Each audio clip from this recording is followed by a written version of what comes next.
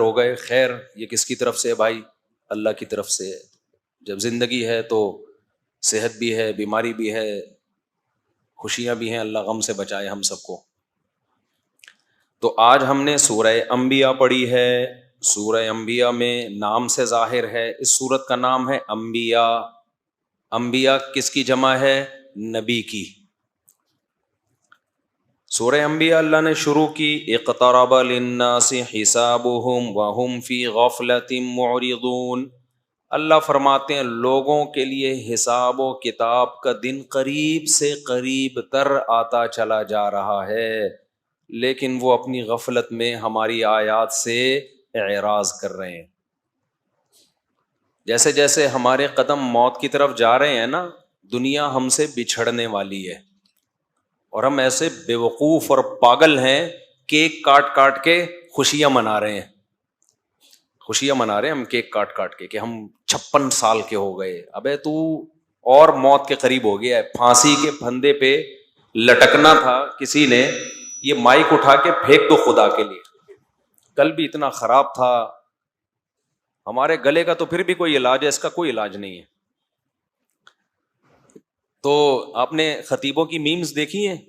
ممبر پہ نا مائک اٹھا کے پھینک دیتے ہیں، دیکھا ہے نا؟ آج بھی کسی خطیب کی وہ آئی ہوئی تھی، مائک کو یوں یوں نا صحیح نہیں ہو رہا تھا، تو اب لوگ وہ چلا دیتے ہیں، اس کے بعد پروگرام جاری رہا یا ختم ہو گیا؟ نہیں نہیں، پروگرام کدھر جاری رہا، پروگرام تو اٹھا کے اس نے مائک پھینکا ہے، پروگرام تو بڑھ گیا۔ تو میں بھی سوچ رہا ہوں کسی دن نا یہ مائک اٹھا کے پھینک دوں۔ تو یہ دن میں ٹھیک کیا کرو میرے بھائی، دن میں ٹھیک کر دیا کرو بیٹھ کے نا، اس کو 20 آدمیوں کا تجربہ کیا کرو اس کے اوپر۔ تو اللہ تعالیٰ فرماتے ہیں لوگوں کا حساب و کتاب روز بروز قریب آ رہا ہے، وَهُمْ فِي غَفْلَةٍ مُعْرِضُونَ، اور یہ غفلت میں ہماری آیات سے اعراض کر رہے ہیں۔ اللہ میاں تو ہمیں تنبیہ کرتے جا رہے ہیں، لیکن جب ہماری آنکھ بند ہوگی نا، اس وقت ہمیں احساس ہوگا کہ ہم نے کتنی غفلت میں دن گزار دیے، کتنی غفلت میں دن گزار دی۔ تو کچھ ہوش کے ناخن لینا چاہیے بھائی۔ دولت، شہرت، عزت، مکان، اسی کے پیچھے بھاگ کے زندگی ختم نہ کریں۔ اللہ فرماتے ہیں ما یاتیہم من ذکر من ربہم محدث، جب بھی کوئی ان کے پاس اللہ کی طرف سے نصیحت آتی ہے، استمعوہ، سنتے ہیں، وہم یلعبون، سیریس نہیں لیتے، سیریس نہیں لیتے۔ ابھی دیکھو ہم یہاں سے اٹھ کے جائیں گے، دوبارہ اپنے کاموں میں مشغول، دوبارہ مشغول اپنی دنیا داری میں۔ نبی صلی اللہ علیہ وسلم کے بارے میں وہ کیا کہا کرتے تھے؟ اللہ فرماتے ہیں وَأَسَرُّ النَّجْوَى الَّذِينَ ظَلَمُوا، ظالم لوگ کیا کہتے ہیں نبی کے بارے میں؟ جب نبی نصیحتیں کرتے ہیں نا، ان پر بڑا اثر ہوتا ہے، تو چپ کے کیا کہتے ہیں؟ هَلْ هَذَا إِلَّا بَشَرٌ مِثْلُكُمْ، لوگوں یہ ہماری طرح کا انسان ہے، بھائی یہ تو تمہاری طرح کے انسان ہیں، ان کی باتیں مت ماننا، اپنے جیسے انسان کو ہم فالو کیوں کریں؟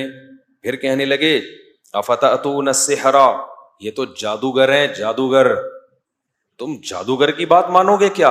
وانتم تبصرون، تم تو دیکھ رہے ہو، یہ تو جادوگر ہیں۔ پھر کہنے لگے اضغاث احلام، ارے بھائی ان کی باتیں پراگندہ خیالات ہیں، کچھ مکس کر کے کچھ باتیں ہیں جو معاذ اللہ اوٹ پٹانگ قسم کے کچھ باتیں ہیں، حالانکہ کتنی کلیئر باتیں ہیں نا قرآن مجید کی، 2 اور 2 4 کی طرح فطرت کو اپیل کرنے والی۔ اسے کہتے ہیں پروپیگنڈا، جو آج بھی یوٹیوب اور فیس بک پر بہت ہو رہا ہے، بہت ہو رہا ہے پروپیگنڈا۔ باتوں کو گھماؤ گھماؤ گھماؤ گھماؤ، لوگ اس گھمانے سے کیا ہوتے ہیں؟ متاثر۔ تو کبھی بھی خوب سمجھ لو، جب بھی کوئی کسی پہ الزام لگائے، کوئی بات کرے، اس کو اینالائز کرنا سیکھو، ٹھنڈے دل سے تجزیہ کرنا سیکھو، کبھی بھی جذبات میں نہ ہو۔ ہمیشہ آپ ہم سب پر لازم ہے نا ہم حق کو تلاش کریں، حق کی تلاش کبھی بھی جذباتی انداز میں نہیں ہوتی۔ کسی کے دعووں سے، نعروں سے کبھی متاثر نہ ہوا کرو۔ دعوے آج بہت زبردست چل رہے ہیں، کوئی یہ نہیں ثابت کر سکتا، کوئی آج مذہبی رہنماؤں کے دعوے تو ایسے ہوتے ہیں کہ لوگ ان کے اسٹائل سے متاثر ہوتے ہیں. یہ حدیث ضعیف ہے، کسی کا باپ بھی صحیح ثابت نہیں کر سکتا. یہ حدیث صحیح ہے، کسی کا باپ بھی ضعیف ثابت نہیں کر سکتا. ابھی ایک نیا کلپ آیا کسی اسکالر کا، وہ کہہ رہے ہیں کہ 1400 سال سے جو فلاں صاحب نے جو قرآن سنت سمجھا ہے وہ آج تک کسی نے نہیں سمجھا. تو ایسے ایسے اور لوگ متاثر ہوتے ہیں. تو ہمیشہ یاد رکھو، کبھی بھی کوئی سائنٹسٹ ہو، کوئی سیاستدان ہو، کوئی مذہبی اسکالر ہو، کبھی بھی نعروں پہ اور دعووں پہ مت جاؤ. ہمیشہ چیزوں کو نا ٹھنڈے دل سے تجزیہ کرنا سیکھو تو حق ملے گا تمہیں. ورنہ یہ پروپیگنڈا جتنا مشرکین نے کیا ہے نا، اتنا آج تک کسی نے نہیں کیا. کیسے کیسے الزام لگا رہے ہیں، اضغاث و احلام، ان کے مختلف قسم کے خیالات ہیں جو ایک گٹھری بنا کے انہوں نے پیش کر دی ہیں. کوئی بندہ بیٹھا ہوا ہے مائک ٹھیک کرنے کے لیے، بیٹھے رہو وہیں پہ، بیٹھے رہو، اٹھنا نہیں. کبھی مائک نیچے جا رہا ہے، کبھی اوپر جا رہا ہے. اللہ فرماتے ہیں بل افتراہ، پھر اپنا الزام چینج کرتے ہیں، کہتے ہیں نہیں، اصل میں یہ قرآن پراگندہ خیالات نہیں ہیں. پہلے انہوں نے اسٹیپ بائی اسٹیپ الزام لگائے. دیکھو، پہلا الزام یہ کہ بھائی ایسے ہی بیٹھے بیٹھے نا منہ میں کچھ بھی آ گیا بول دیا انہوں نے، اور اس کو قرآن کا نام دے دیا. اچھا، قرآن خود یہ بات بھی ذکر کر رہا ہے، اس کو بھی کہہ رہے ہیں کہ یہ پراگندہ خیالات ہیں. پھر کہتے ہیں بل افتراہ، نہ انہوں نے گڑھا ہے، یہ خود سے بنایا ہے. پھر کہتے ہیں بل ہوا شاعر، اصل ہے بات ہے یہ شاعر ہیں، انہیں الفاظ کے قافیے ملانے آتے ہیں. تو وہ ایسا اٹریکٹیو کلام بنا دیا اپنی شاعری کی طاقت سے کہ لوگ اس کی طرف کھچے چلے جا رہے ہیں. مضمون نہیں دیکھ رہے کہ وہ کہہ کیا رہے ہیں. نہ یہ شاعری ہے قرآن، نہ پراگندہ خیالات ہیں، اور نہ ہی نبی نے اس کو گڑھا ہے. گڑھا تو وہ جو خود بہت بڑا کالم نگار ہو وہ تو چیزوں کو گڑھ سکتا ہے. جس نے 40 سال کبھی الف اور بے نہ لکھا ہو، الف اور با کا فرق نہ جانتا ہو، وہ اچانک ایسا کلام کیسے گڑھ سکتا ہے جس کی طرف لوگوں کی طبیعت مائل ہو رہی ہو. تو اللہ فرماتے ہیں یہ دیکھو فَلْيَأْتِنَا بِآيَةٍ كَمَا أُرْسِلَ الْأَوَّلُونَ، اگر یہ ان کا کلام نہیں ہے، اللہ کا کلام ہے، تو کوئی معجزہ لے کر آئیں یہ ہمارے سامنے، یوں کریں اور چشمہ جاری ہو جائے. ایسے ایسے الزامات. پھر یہ کہتے تھے یہ بشر ہیں، تو اللہ نے اس کا جواب دیا وَمَا أَرْسَلْنَا قَبْلَكَ إِلَّا رِجَالًا نُوحِي إِلَيْهِمْ، دیکھو ہم نے جتنے پیغمبر بھیجے ہیں سارے مرد ہی بھیجے ہیں، کسی فرشتے کو ہم نے پیغمبر نہیں بنایا. فَاسْأَلُوا أَهْلَ الذِّكْرِ إِن كُنتُمْ لَا تَعْلَمُونَ، تم علماء سے پوچھو اگر تمہارے پاس علم نہیں ہے. کس سے پوچھو؟ علماء سے. کیونکہ دلیل بعض دفعہ عقل سے، صرف عقل کی بات کو نہیں کہتے، جو ہسٹری سے جو چیز نقل ہوتی ہے اس کو بھی کیا کہتے ہیں؟ دلیل. اللہ کہتے ہیں جتنے پیغمبر پہلے آئے ہیں تو تم اہل علم سے پوچھو جن کے پاس تاریخی کتابوں کا، آسمانی کتابوں کا علم ہے. تمہارے پاس علم نہیں ہے تو جن کے پاس علم ہے ان سے پوچھو. اس سے پتہ چلتا ہے کہ عامی آدمی پر صاحب علم جو کسی بھی فیلڈ میں ماہر ہو اس کی اتباع لازم ہے. اسی اتباع کو تقلید کہا جاتا ہے. تقلید کوئی الگ چیز نہیں ہے. بعض لوگ کہتے ہیں یہ اہل علم سے پوچھا تو جائے گا لیکن دلیل کے ساتھ، دلیل کے ساتھ اگر وہ بات کریں تو پھر مانا جائے گا، دلیل کے بغیر بات کریں تو نہیں مانا جائے گا. جو صاحب علم، ابھی پھر میں اس ٹاپک میں گھسوں گا تو اس کو یہیں چھوڑ دیتے ہیں کیونکہ بہت دفعہ اس پر میں بیان کر چکا ہوں. خلاصہ یہ ہے کہ جو صاحب علم، جس کے علم پر آپ کو اعتماد ہو کہ وہ خود گمراہ نہیں ہے، اس سے اگر دلیل پوچھ کے چلو گے تو پھر یہ دلیل کی اتباع کہلائے گی، صاحب علم کی اتباع نہیں کہلائے گی. صاحب علم دلیل کے پیچھے چلے گا اور عامی آدمی اس صاحب علم کے پیچھے چلے گا جس کے بارے میں یقین ہے کہ یہ دلیل کو فالو کرتا ہے. ہاں خود ہی دلیل کو فالو نہیں کرتا، اس کی اتباع اندھی تقلید ہے، وہ حرام اور ناجائز ہے. اور اللہ میاں نے یہ جو کہا ہے کہ اہل علم سے پوچھو، تو یہ اس لیے تھوڑی کہا کہ پوچھو پھر عمل نہیں کرو. پوچھنے کا حکم کیوں دیا گیا ہے کہ جو جواب ملے آگے اس جواب میں اس کو فالو کرنا ہے ہم نے. چلو بھائی آگے اللہ تعالیٰ فرماتے ہیں کہ اہل علم سے پوچھو، جتنے پیغمبر پہلے آئے ہیں سارے کیا تھے؟ مرد. اس سے پتہ چلتا ہے کہ نبی نور نہیں ہوتے, فرشتے نہیں ہوتے, نبی بھی کیا ہوتے ہیں؟ مرد ہوتے ہیں. انسان کی دو قسمیں ہیں, مرد اور عورت. تو یہ بشر کی قسمیں ہیں کہ نہیں ہیں؟ تو اس سے پتہ چلتا ہے بھائی جو لوگ نبی کی بشریت کا انکار کرتے ہیں وہ بھی اس آیت کے منکر ہیں. ہمارے نبی بشر بھی تھے, اور بشر کی دو قسمیں مرد اور عورت, ان میں کیا تھے؟ مرد تھے. کیونکہ دونوں جنسوں میں اللہ نے مرد کو عورت سے افضل بنایا ہے. فیمنسٹ لوگ آج کل کیا کرتے ہیں, عورت اور مرد کو ایک جیسا بنا دیا نا انہوں نے. تو اللہ نے پیغمبروں کو مرد اس لیے بنایا کہ مردوں میں کوالٹیز, بولو, گھبراؤ نہیں, بار بار کہہ رہا ہوں, ابھی یہاں کوئی نہیں دیکھ رہا تمہیں. پھر مجھے نیچے کمنٹس آتے ہیں یہ تو ہمیشہ مردوں کو فیور کرتا ہے, یہ آدمی عورتوں کے حقوق پہ تو کبھی بات ہی نہیں کرتا. میں جتنا خواتین کے حقوق پہ بات کرتا ہوں کوئی بھی نہیں کرتا. میں پائیدار بات کرتا ہوں, ہوائی بات پھینکتا نہیں ہوں خواتین کے حقوق کے نام پہ, جو خام خام میں پھینکے جا رہے ہیں. اور عورت اپنے آپ کو شوہر کے ماتحت سمجھے گی تو اس میں عورت کو بھی فائدہ ملے گا, کیونکہ مرد اسی عورت کو دل دیتا ہے جس کے بارے میں سمجھتے ہیں میری فرما بردار ہے. جب مرد کو پتہ چل جائے یہ مجھے اور اپنے آپ کو برابر سمجھتی ہے تو مرد اس کو سے وفا کرنا چھوڑ دیتا ہے. یہ مرد کی یہ فطرت ہے. وہ پھر وسیم سے شادی نہیں کر لیتا. کیا خیال ہے بھائی؟ وہ کہتا ہے یہ وسیم بھی اور میری بیوی جو ہے وہ دونوں ایک جیسے ہیں, اس کو ماتحت ہوگی تو مرد کی محبت ملے گی اس کو.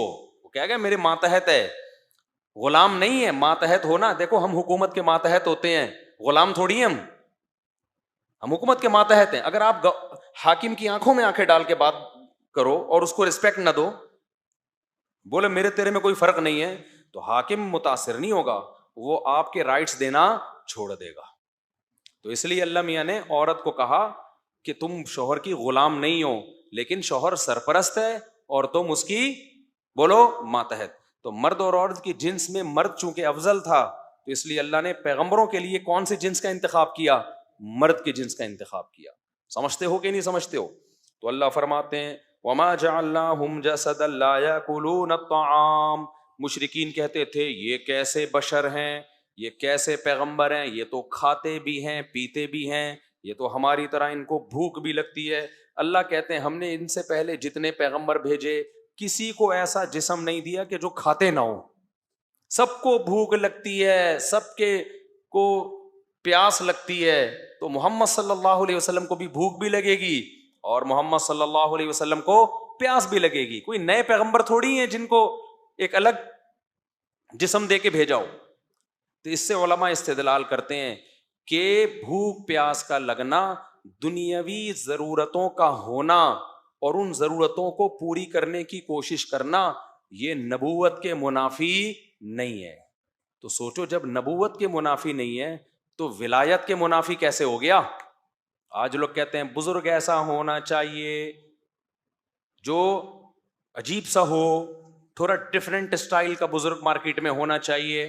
لوگوں کے ذہن میں اتنے کپڑے لدے ہوئے ہوں, اوپر پگڑی, پھر چادر, پھر ادھر چادر, پھر ادھر 20 قسم کی چادروں میں لپٹا ہوا, چل نہ سکے.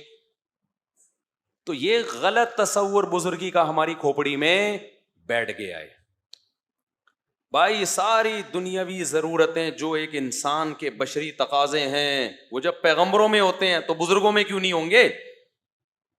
بزرگ کو دوڑنے کا بھی دل کرے گا, کیونکہ انسان کی جو باڈی ہے نا وہ اگر چلے پھرے نہیں, جیسے کھائے گی نہیں تو مرے گی کہ نہیں مرے گی, ایسے ہی انسانی باڈی کو چلنے اور دوڑنے کی بھی ضرورت ہے. میڈیکل سائنس کہتی ہے 24 گھنٹے میں دل کا ایک دفعہ زور زور سے دھڑکنا یہ دل کی صحت کے لیے انتہائی ضروری ہے. اب دھڑکے گا کیا؟ کرنٹ لگا کے دھڑکائے؟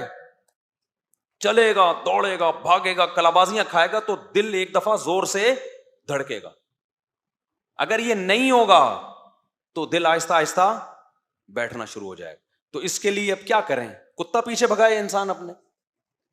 اس کے لیے ظاہر ہمارے نبی میدان جنگ میں گھوڑوں پہ سوار ہوئے, دوڑے بھی ہیں. امی عائشہ کے ساتھ آپ نے دوڑ کا مقابلہ کیا ہے. صحابہ دوڑتے تھے, سلمہ ابن اکوع گھوڑے سے تیز دوڑتے تھے. اور آج جو دینداری کا تصور دماغ اور کھوپڑی میں ڈال دیا ہے کہ یہ عالم ہیں, یہ مفتی ہیں, یہ چونکہ بہت بڑے بزرگ ہیں, یہ دوڑ کیوں رہے ہیں؟ تو یہ جہالت ہے، بہت بڑی جہالت ہے، اس کو اپنی کھوپڑی سے بولو نکالو. جو نہیں دوڑ رہا اس پہ اشکال کرو کہ یہ کیسے بزرگ ہیں، ان کو تو کل ہارٹ اٹیک ہو جائے گا، ان کو تو کولیسٹرول کا ڈبہ بن جائیں گے. یہ دوڑنا ضروری نہیں ہے، چل واکنگ تو کریں نا. میں ایسے پیروں کو جانتا ہوں جس جگہ بیٹھے ہیں نا اب تک بیٹھے ہوئے ہیں، میں نے کبھی ان کو چلتے ہوئے نہیں دیکھا. ایسے پیر ہیں، ابھی میں کیا اشارے کروں پھر وہ بڑے مسئلے ہو جاتے ہیں. تو وہ بیٹھے ہوئے ہیں، مجھے تو لگ رہا ہے کہیں زمین نے نیچے سے کھانا نہ شروع کر دیا ان کو. کبھی نہیں چلتے ہوئے دیکھا ان کو میں نے. تو بھائی یہ پروگرام نہیں ہے، یہ اسلام کا بنایا ہوا پروگرام نہیں ہے. نبی نے فرمایا کہ اللہ کو طاقتور مومن کمزور مومن سے زیادہ محبوب ہے. تو بھاگتا دوڑتا چلتا اچھلتا کودتا سارے کام کرے انسان. عبادت کے وقت عبادت ہو، کھانے کے وقت کھانا ہو، نیند کے وقت نیند ہو، دوڑنے کے وقت دوڑنا ہو. تو مشرکین کے دماغ میں بھی نا یہ وہم بیٹھ گیا تھا کہ محمد صلی اللہ علیہ وسلم تو بازار میں جا کے خریداری کر رہے ہیں، یہ کیسے پیغمبر ہیں؟ اللہ نے کہا جتنے بھی پیغمبر ہم نے بھیجے سارے پیغمبر کھانا بھی کھایا کرتے تھے، وَيَمْشُونَ فِي الْأَسْوَاقِ اور بازاروں میں خریداری بھی کیا کرتے تھے. ہاں بازار بدترین جگہ ہے، بلا ضرورت جانا نہیں چاہیے. آگے اللہ تعالیٰ فرماتے ہیں کہ پھر اللہ نے پچھلی امتوں کی ہلاکتوں کا ذکر کیا. پھر اللہ تعالیٰ نے اس کائنات میں جو اللہ کی قدرت کے بے شمار دلائل ہیں ان کا بہت زیادہ تذکرہ کیا. اولم یر الذین کفروا ان السماوات والارض کانتا رتقا، کیا یہ کافر دیکھتے نہیں ہیں زمین اور آسمان بند تھے، ففتقناہما ہم نے ان کو پھاڑ ڈالا، جدا کر دیا. ایک جگہ قرآن میں اللہ کہتے ہیں کہ والسماء بنیناہا بأید وإنا لموسعون، ہم نے آسمان کو اپنے ہاتھوں سے بنایا، یہ کنایا ہے، وإنا لموسعون اور ہم اسے وسیع کرتے چلے جا رہے ہیں. ان دو آیتوں میں واضح اشارہ ہے کہ یہ کائنات ایک جگہ ٹکی ہوئی نہیں ہے، یہ پھیلتی چلی جا رہی ہے. تو یہ بھی اللہ کی قدرت کی بہت بڑی دلیل ہے. اللہ فرماتے ہیں وما جعلنا لبشر من قبلک الخلد، مشرکین کہا کرتے تھے کہ محمد صلی اللہ علیہ وسلم کی بھی ایک دن وفات ہو جائے گی تو ان کا پروگرام سارا ختم ہو جائے گا آپ کی وفات کے ساتھ ہی، تو صبر کر لو تھوڑے دن. تو اللہ نے فرمایا اے نبی، اللہ نے یہ نہیں فرمایا نہیں آپ پر تو موت واقع نہیں ہوگی. آج کل جتنے بھی مارکیٹ میں امام مہدی آ رہے ہیں نا ایک بھی نہیں مرتا. ایک چند سال پہلے امام مہدی آئے تھے، وہ مرے تو مر گیا بیچارہ، تو اس کے بارے میں کہا مرے نہیں ہیں، غائب ہو گئے ہیں. جتنے بھی مارکیٹ میں امام مہدی آ رہے ہیں وہ مر نہیں رہے ہیں، وہ کہاں غائب ہو رہے ہیں اور قرب قیامت میں دریافت ہوں گے. تو اللہ پیغمبر کے بارے میں فرما رہے ہیں کہ اے نبی یہ آپ کو ڈرا رہے ہیں یا آپ کے بارے میں باتیں کر رہے ہیں کہ آپ دنیا سے چلے جائیں گے تو آپ کا سارا جو سیٹ اپ تھا وہ ختم ہو جائے گا اسلام کا. تو اللہ نے یہ نہیں فرمایا نہیں آپ دنیا سے نہیں جائیں گے، نہ اللہ نے فرمایا وما جعلنا لبشر من قبلک الخلد، اے نبی ہم نے آپ سے پہلے کوئی ایسا انسان پیدا نہیں کیا جو ہمیشہ زندہ رہے گا، لہذا آپ پر بھی موت واقع ہوگی. افإن مت، لیکن اتنی بات ہے اگر آپ پر موت واقع ہوگی تو فہم الخالدون، تو کیا یہ ہمیشہ رہیں گے؟ یہ آپ کو تو موت کے طعنے دے رہے ہیں اور خود موت سے غافل ہو گئے ہیں.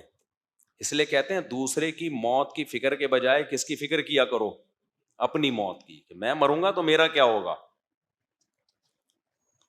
آگے اللہ فرماتے ہیں کل نفس ذائقۃ الموت، ہر نفس نے موت کا ذائقہ چکھنا ہے، ہر نفس نے موت کا ذائقہ چکھنا ہے. وَنَبْلُوكُمْ بِالشَّرِّ وَالْخَيْرِ فِتْنَةً، لیکن اللہ فرماتے ہیں یہ تو گورا بھی مانتا ہے کہ ہر نفس نے موت کا ذائقہ چکھنا ہے. یہاں تک تو سب ہندو عیسائی سکھ اختلاف، کوئی اختلاف نہیں. اختلاف اس میں وَنَبْلُوكُمْ، اللہ کہتے ہیں جب تک ہم تمہیں زندگی دے رہے ہیں نا ہم تمہیں آزمائیں گے. اس میں اختلاف ہے. موت کا سب کو یقین ہے، موت سے پہلے ہمیں زندگی ملی کیوں ہے؟ گورا کہتا ہے انجوائے کرنے کے لیے ملی ہے، اللہ کہتا ہے آزمائش کے لیے ملی ہے. وَنَبْلُوكُمْ، ہم تمہیں آزمائیں گے، بِالشَّرِّ وَالْخَيْرِ، خوشیاں دے کے بھی اور غم دے کے بھی، اور یہ فتنہ یہ آزمائش کے طور پر ہوں گی. وَإِلَيْنَا تُرْجَعُونَ، لیکن لوٹ کر بالآخر تم نے کہاں آنا ہے؟ ہمارے پاس ہی آنا ہے.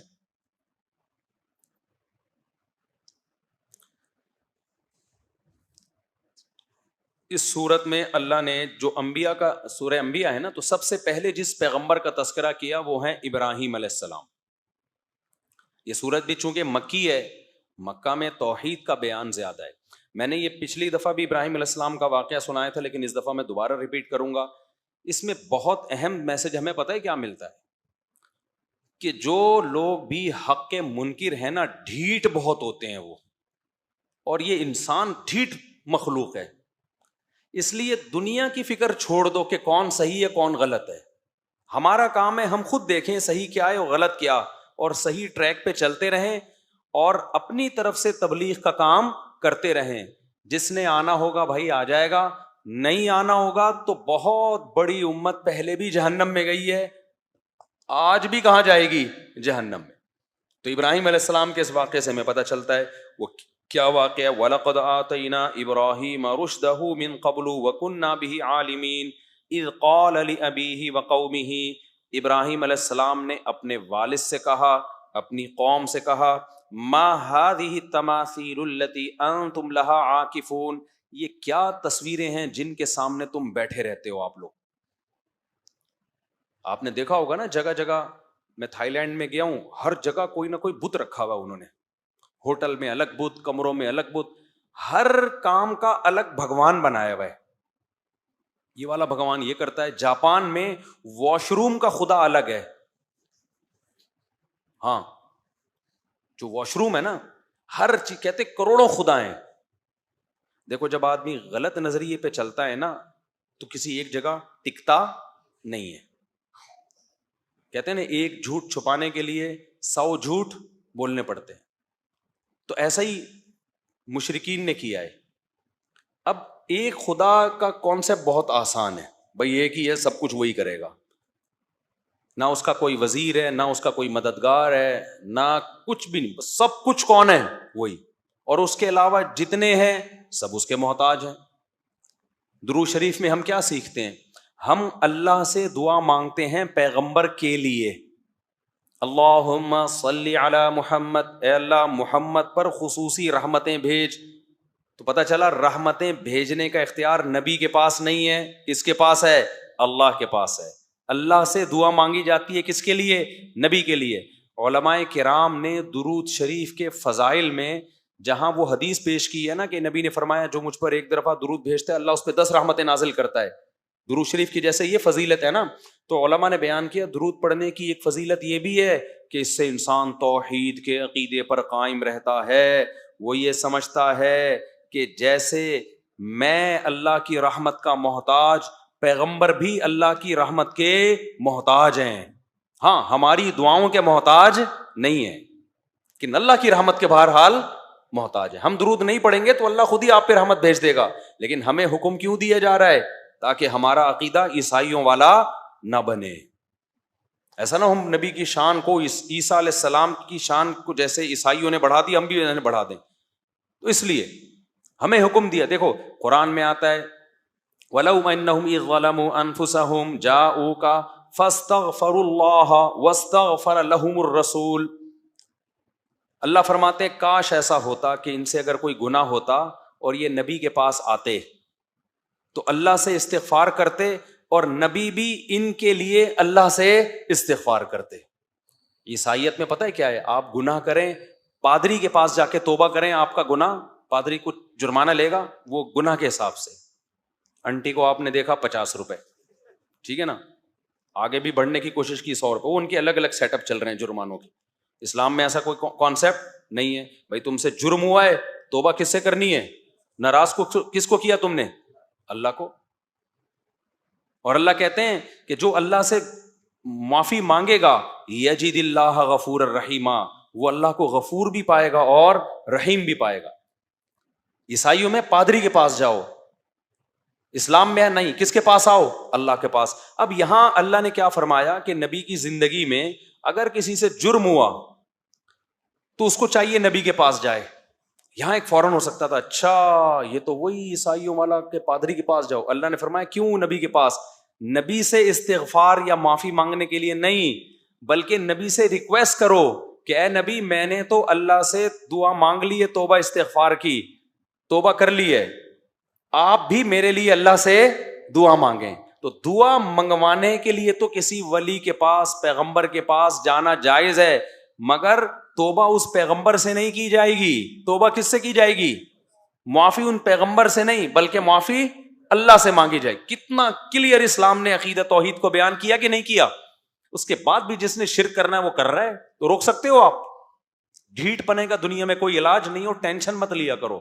یہ جتنے باطل فرقے ہیں نا, جب آپ یوٹیوب پہ دیکھتے ہیں نا, وہ ادھر پھینک رہا ہے, وہ دوسرا ادھر پھینک دی, تیسرے نے کھولا پہ ادھر لمبی چوڑی پھینک دی, تو آدمی ڈپریشن میں جاتا ہے. بالکل ٹینشن لینے کا نہیں ہے. کیوں؟ ہمیں قرآن سے پتا چلتا ہے کہ اتنے بڑے بڑے ڈھیٹ دنیا میں پیدا ہوئے ہیں نا, اتنے بڑے بڑے ڈھیٹ, یہ تو کچھ بھی نہیں ہے ان کے مقابلے میں. کسی ڈھیٹ کو اللہ نے سزا دی, کسی کو اللہ نے چھوڑ دیا, تو آخری فیصلہ اللہ خود کر لے گا. لہذا ٹینشنیں پہلی دنیا میں بہت ہیں, تو کیوں اور مزید ٹینشنیں لے رہے ہو؟ ہمارا کام ہے حق کو بیان کرنا اور حق پر قائم رہنا. جس نے آنا ہے آئے, نہیں آنا تو جو نہیں سدھرنا چاہتا میرے بھائی وہ نہیں سدھرے گا. آج کے مشرکین بھی ایسے ہی ہے نا, آپ سمجھا کے تھک جاؤ. بھائی نبی بشر ہیں, انسان ہیں, آپ نے شادیاں کی ہیں, آپ کے اولاد ہوئی ہے, سیدوں کو کا لیب ٹیسٹ کروا لو, گوشت پوش کے انسان نکلیں گے. تو جب یہ گوشت پوش کے ہیں تو ان کے نانا بھی تو انسان ہی تھے نا, اسلام کی اولاد میں ہیں. تو آدم کو مٹی سے بنایا ہے, تو ان کی اولاد مٹی کے علاوہ کسی اور چیز سے کیسے ہو گئی؟ سمجھتے ہو کہ نہیں سمجھتے ہو؟ تو آگے اللہ تعالیٰ فرماتے ہیں کہ ابراہیم علیہ السلام نے اپنے باپ سے, کتنا بڑا جرم آ گیا اس قوم میں, پتھروں کو اپنے ہاتھوں سے بناتے اور انہی کے سامنے جھکتے, کہتے یہ والا بھگوان جو ہے یہ کام کرے گا, یہ والا بھگوان یہ کام کرے گا, یہ والا بھگوان یہ کام, حالانکہ خود ہی اس بھگوان کو مارکیٹ سے خریدنے. تو کہا جاتا ہے کہ ابراہیم علیہ السلام کے جو والد تھے, اچھا ایک نئی شوشہ یہ بھی چھوڑ دیا ہے, ابھی وہ ساحل ادیم صاحب کا آیا ہے نا کلپ, اس میں ایک عالم صاحب بحث و تکرار, ٹی وی میں بھی مرغے لڑانے کا پروگرام ہوتا ہے ٹی ویوں میں, یعنی مرغوں کی طرح مذہبی اسکالر کو لڑا رہے ہوتے ہیں. دیکھو ابراہیم علیہ السلام کے باپ کے بارے میں قرآن میں جگہ جگہ ہے کہ وہ مشرک تھے اور ابراہیم علیہ السلام نے ان کو نصیحت کی. باپ سے چچا مراد نہیں ہے, مراد چچا ایک الگ ایک ہے, ہمارے جاننے والے مراد چچا کہتے ہیں لوگ ان کو, لیکن یہاں چچا مراد بولو نہیں ہے. بعض لوگوں کو عادت ہوتی ہے پوری قوم ایک طرف جا رہی ہے, ایک نیا شوشہ بیچ میں لے آؤ. ٹھیک ہے, باپ اب کا لفظ عربی میں مجازن چچا پہ اطلاق ہو سکتا ہے, لیکن مجاز کے لیے کوئی دلیل چاہیے ہوتی ہے. بغیر دلیل کے ایک لفظ سے حقیقت کے بجائے مجاز مراد لینا یہ جائز نہیں ہے. اور ایک جگہ ہو تو بات ہے نا, ہر جگہ قرآن ان کو باپ کہہ رہا ہے. وَإِذْ قَالَ إِبْرَاهِيمُ لِأَبِيهِ آزر, اللہ نام بھی بتا رہا ہے, ابراہیم نے اپنے باپ آزر سے کہا. تو اتنی جگہ اللہ باپ باپ باپ باپ باپ, مشرک باپ مشرک باپ. پھر حدیث میں آتا ہے قیامت کے دن ابراہیم علیہ السلام کہیں گے اے اللہ تو نے مجھے کہا تھا کہ تو مجھے قیامت کے دن رسوا نہیں کرے گا, اس سے بڑی رسوائی کیا ہوگی کہ میرے باپ کو جہنم کی آگ میں ڈالا جا رہا ہے. تو اگر وہ چچا ہوتے تو پھر وہاں باپ کا لفظ تھوڑی استعمال ہوتا, اور وہ رسوائی تھوڑی ہوتی. باپ سے ایک رشتہ ہوتا ہے. اللہ کہیں گے کہ میں نے مشرک پر جنت کو حرام کر دیا ہے. اب ابراہیم علیہ السلام کو جو ایک دل میں ایک تکلیف محسوس ہو رہی تھی, اس سے بچانے کے لیے حدیث میں ہے کہ ان کے والد کا چہرہ تبدیل کر دیا جائے گا, وہ چہرہ تبدیل کر دیا جائے گا. پھر قرآن کہتا ہے ابراہیم نے اپنے والد, قرآن کہتا ہے کہ کسی کے لیے بھی اپنے مشرک والدین کے لیے دعا کی اجازت نہیں ہے, نہ باپ کے لیے نہ ماں کے لیے. پھر ایک اشکال ہوتا ہے, ابراہیم علیہ السلام نے تو اپنے باپ کی مغفرت کے لیے دعا مانگی. اللہ اس اشکال کا جواب دیتا ہے کہ ابراہیم نے اپنے باپ سے وعدہ کر لیا تھا میں آپ کی مغفرت کے لیے دعا مانگوں گا, تو وہ دعا مانگی, لیکن جب اللہ نے پابندی لگا دی تو دعا مانگنا چھوڑ دی. تو اتنی وضاحت کے بعد بھی آپ کہو کہ باپ سے مراد چچا ہے, تو پھر تو قرآن کی کوئی آیت بھی, ہر آیت پر اعتماد اڑ جائے گا. ہو سکتا ہے نماز سے مراد زکات ہو, زکات سے مراد حج ہو, حج سے مراد شادی ہو, شادی سے مراد طلاق ہو, اور طلاق سے مراد ولیمہ ہو. ایسے تو مبہم بھائی کچھ بھی کھینچتان کے لگا دو, سیدھے سیدھے جو آیت ہے وہی ہے نا. اور اس کی دلیل یہ دی جاتی ہے کہ انبیاء کا نسب پاک ہوتا ہے, انبیاء کے نسب میں کوئی خلل نہیں ہوتا.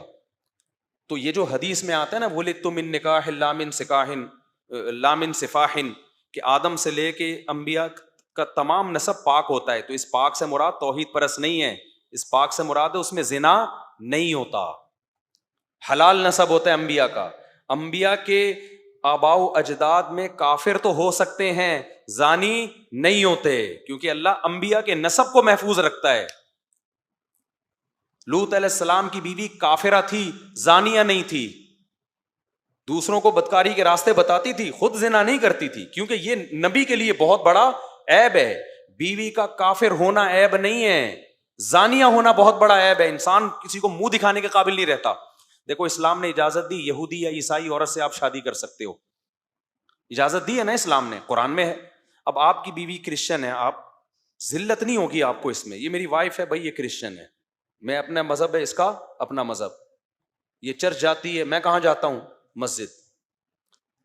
اس میں کوئی ذلت محسوس نہیں ہوگی انسان کو. ہاں لوگ ترغیب دیں گے بھائی اس کو بھی مسلمان کر لے وغیرہ وغیرہ, اس سے آگے نہیں. لیکن آپ کی بیوی مسلمان ہے, تہجد گزار ہے, آپ تعارف کروانے, تہجد گزار تو ہیں لیکن یہ کلبوں میں جاتی ہیں, اور ان کے وسیم سے بھی تعلقات ہیں, سلیم سے بھی ہیں, لیکن پرسنل معاملہ ہے ان کا ایکچولی. بھائی عیسائی تھی تو وہ لوگ کہہ رہے ہیں یہ تو چرچ جا رہی ہے, آپ کیا کہو گے, بھائی اس کا پرسنل معاملہ ہے, میں مذہب میں کسی کو مجبور نہیں کر سکتا, دیٹس آل. بات کیا ہو جائے گی, ختم. معقول جواب دے دیا نا آپ نے, یار کسی کو گن پوائنٹ پہ تھوڑی میں مسلمان کر سکتا ہوں. اب اللہ نے مجھے اجازت دی ہے, عیسائی عورت سے نکاح کی تو عیسائی سے نکاح ہو گیا, وہ چرچ جا رہی ہے, اس کا مذہب ہے بھائی, اپنا مذہب زبردستی کسی پہ تھوپا نہیں جا سکتا, کوئی بےزتی نہیں ہوگی آپ کی. لیکن آپ سے کسی نے پوچھا آپ کی وائف, کہتے ہیں میری وائف لبرل ہے تو مسلم, لیکن کیا ہے لبرل, اور بڑی پکی مسلمان ہے, تہجد گزار ہے, تراویح بھی پوری 20 رکعتیں پڑھتی ہے, 8 والی نہیں مانتی, ٹھیک ہے نا, اتنی زیادہ فنڈامنٹلسٹ ہے, اور پوری آپ نے رپورٹیں پیش کر دی, تہجد گزار ہے یہ ہے. تو بس آپ کہتے ہیں بس ایک تھوڑی سی چھوٹی سی اس میں خرابی ہے کہ وہ وسیم سے بھی اس کے تعلقات ہیں, غفار سے بھی, سلیم سے بھی, اور جمشید سے بھی, اور فل تعلقات ہیں. اگلا کہے گا بھائی تو کیا کر رہا ہے, تو اس کو روکتا نہیں. کہنے دیکھیں جب آپ کی وائف عیسائی ہو کے چرچ جاتی ہے, آپ نہیں روک سکتے, تو میں اگر جمشید سے تعلقات تو میں کیسے روک سکتا ہوں اس کو. اگلا کہے گا شرم سے ڈوب کے مر جا, جتنی گالیاں اس کو آئیں گی نا پارسل کر دے گا آپ کو. یہ ذلت, آپ منہ دکھانے کے سوسائٹی میں قابل نہیں رہو گے. اگر ہوگی بھی نا آپ چھپا کے رکھو گے, بیگم مجھے پتا ہے تجھے پتا ہے, کائنڈلی یہ پبلک کو بتانے کی ضرورت نہیں ہے, ذلیل ہو جاؤں گا سوسائٹی میں, لوگ کہیں گے نا. تو اللہ انبیاء کو ایسی ذلتوں سے بچاتے ہیں کہ ان کے کیریکٹر پہ انگلی اٹھے. تو نبی کی بیوی کافرہ ہوئی ہے ماضی میں, زانیہ نہیں ہوئی, آگے نسب خراب نہ ہو جائے, کیونکہ زانی عورت کے اولاد کا پتہ ہی نہیں ہوتا کس کا بچہ ہے, پیدا ادھر ہوا اور شکل سے لگ رہا ہے کہ اس میں تھوڑی سی شباہت کس کی آ رہی ہے, سبکتگین صاحب کی شباہت آ رہی ہے, ایک مشکوک ہو جائے گا نا, لوگ کہیں گے تمہارا پتہ ہی نہیں کہ کس کی اولاد ہو تم. تو اس لیے یہ بات ہی غلط ہے کہ انبیاء کے آباء و اجداد میں کوئی کافر نہیں ہو سکتا, نہ بلکہ یہ تو اسلام کا حسن ہے کہ اسلام نے کہا اگر نبی کے والد بھی توحید پر موت واقع نہیں ہوئی تو اللہ ان کو بھی نہیں بخشے گا. ایسا نہیں انبیاء کے لیے الگ سیٹ اپ اللہ نے بنایا ہو قانون, اور عام لوگوں کے لیے الگ قانون. اللہ نے اس معاملے میں سب انسانوں کو ایک جیسا, جو مجھے ماننے والے ان کے لیے جنت, جو انکار کرنے والے ان کے لیے کوئی رشتہ داری کام نہیں آئے گی. تو اس لیے ہر چیز جو ہے نا گھما, آج کل نئی چیزیں مارکیٹ میں آ رہی ہیں, تو ہمارا عقیدہ اس بارے میں بہت واضح ہے. ابراہیم علیہ السلام کے والد کا جگہ جگہ قرآن تذکرہ کرتا ہے, اور اس میں قرآن میسج کیا دے رہا ہے کہ بھائی توحید اتنی حساس عقیدہ ہے, اور شرک سے اللہ کو اتنی نفرت ہے کہ ابراہیم خلیل اللہ کے باپ کو بھی اللہ نے نہیں چھوڑا, تو میں اور آپ کس کھیت کی مولی ہے. اگر ہم باپ سے چچا مراد لے لیں تو یہ جو قرآن میسج دینا چاہ رہا ہے نا, یہ میسج کیا ہو جائے گا, ختم ہو جائے گا. تو اتنا حساس معاملہ ہے, تبھی زیادہ تر جو توحید میں ڈھیلے ٹائپ کے ہوتے ہیں نا, وہ یہ چیزیں زیادہ مارکیٹ میں لا رہے ہوتے ہیں. تو اللہ فرماتے ہیں ابراہیم علیہ السلام نے اپنے باپ اور اپنی قوم سے کہا ما ہذہ التماثیل, یہ کس قسم کی تصویریں ہیں. ما ہذہ جو ہے نا یہ توہین لفظ, یہ کیا ہے ان تصویروں کے سامنے تم جھکے رہتے ہو بے جان. قالوا, جواب دلیل دیکھو کتنی مضبوط, یہیں سے ان کو سمجھ جانا چاہیے تھا یہ کام ہم کیا کر رہے ہیں غلط. جواب دیا وجدنا آباءنا, ہم نے اپنے باپ دادا کو پایا ہے, لہا عابدین, ان کی عبادت کرتے ہوئے. یہ چیز ہمیں کہاں سے ملی ہے, ابا دادا سے. کلچر سے, سوسائٹی سے. قال لقد کنتم انتم وآباؤکم فی ضلال مبین. ابراہیم علیہ السلام نے فرمایا تم بھی, تمہارے باپ دادا بھی سب کھلی ہوئی گمراہی میں پڑے ہوئے تھے. تم نے ابا کو فالو کیا ہے نا, باپ دادا کو, تو باپ دادا سے بھی ہمارا یہ سوال ہے کہ تم نے کس دلیل کی بیس پہ اس کو فالو کیا ہے. تو جب ایسا ایک کانفیڈنٹلی انہوں نے ابراہیم علیہ السلام سے جواب سنا نا, اتنے کانفیڈنٹ کے ساتھ, جیسے میں نے کہا تھا نا جج اپنی بیوی کو طلاق دے سکتا ہے, دوسری بیوی کو نہیں, بڑے کانفیڈنٹ کے ساتھ میں نے جواب دیا تھا نا, تو آگے سے جو رپلائی ہے وہ بڑے کانفیڈنٹ کے ساتھ آیا تھا. پھر ہم نے جب اس پہ آگے سے جواب دیا تو اب تک مارکیٹ سے جواب کیا چل رہا ہے, شارٹ چل رہا ہے. تو ایسا ہی یہاں بھی ہوا ہے. ابراہیم علیہ السلام نے کانفیڈنٹلی کہا کہ تم بھی, تمہارے باپ دادا بھی کیا تھے, کھلی گمراہی میں پڑے ہوئے تھے. اچھا قوم یہ کانفیڈنٹ دیکھو, جو چیز سوسائٹی میں عام ہو جاتی ہے نا, انسان کی نیچر ہے اس کے خلاف سننا پسند نہیں کرتے, ایک دم حیران ہوتے ہیں یار یہ کس قسم کی باتیں کر رہے ہیں. جیسے یہ عدالتی خلا نا خوب دے دنادن چلا ہے, تو میں نے جب اس پہ بات کی تو لوگ کہنے لگے یار یہ کہ نئی چیز لائے مارکیٹ میں مفتی صاحب. تو یہاں بھی یہی.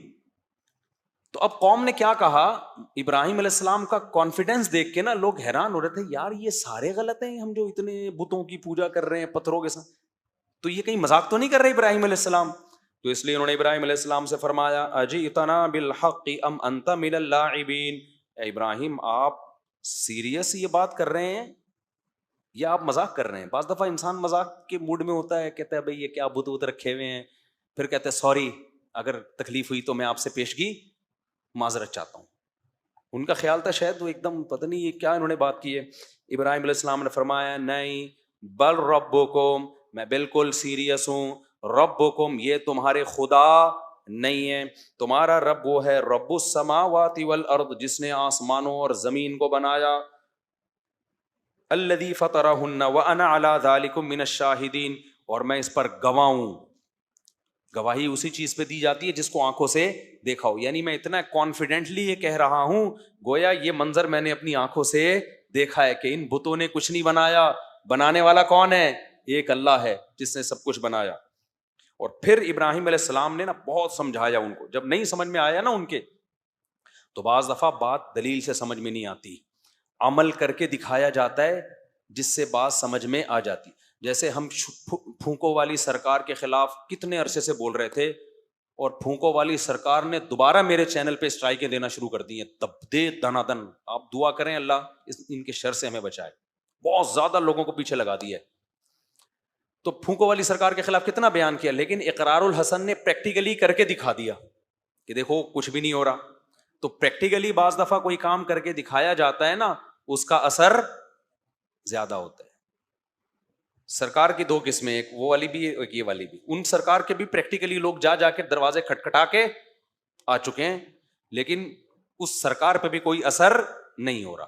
تو پریکٹیکلی جو کام کیا جاتا ہے اس میں اور نعرے بازی میں بڑا فرق ہوتا ہے. تو ابراہیم علیہ السلام نے دل میں سوچا کہ میں تمہیں سمجھا کے تھک گیا, تمہاری میں نے تو اقرار الحسن کو ابھی چھوڑو, ٹاپک چینج نہ ہو جائے, تو میں پریکٹیکلی کچھ کر کے دکھاؤں گا. کیا کروں گا؟ ابراہیم علیہ السلام نے کہا لَأَكِيدَنَّ أَصْنَامَكُمْ, تم جب جاؤ گے نا کسی دن سارے شہر کے باہر کسی کام سے, تو ان بتوں کی گت بناؤں گا میں.